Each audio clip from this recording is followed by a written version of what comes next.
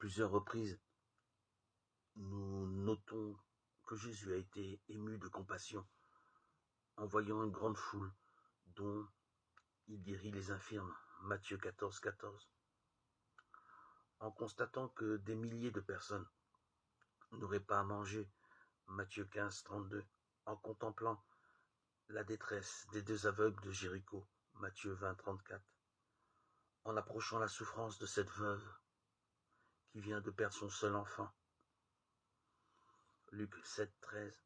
En voyant la tristesse de Marie, sœur de ce Lazare, qu'il s'apprête cependant à ressusciter, Jean 11, 33.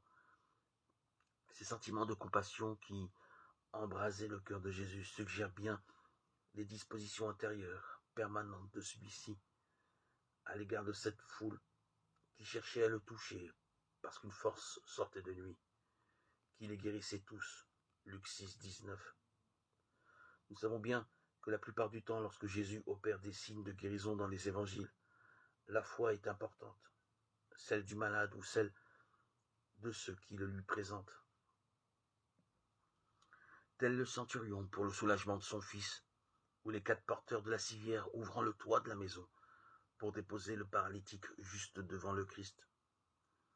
C'est toujours une force, mentionnée ou non, qui sort de lui, mais elle n'est pas impersonnelle.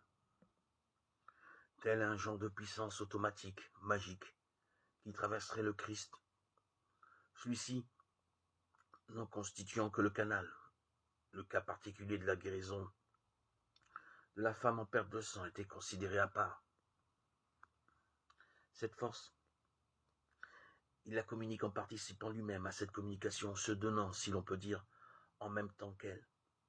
Son désir est de rejoindre la souffrance d'autrui, et pas seulement dans un sens de guérison ou de miracle, mais aussi dans un but de réconciliation ou d'appel.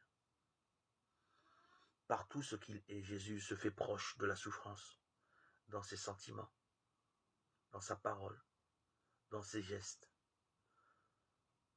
dans son regard.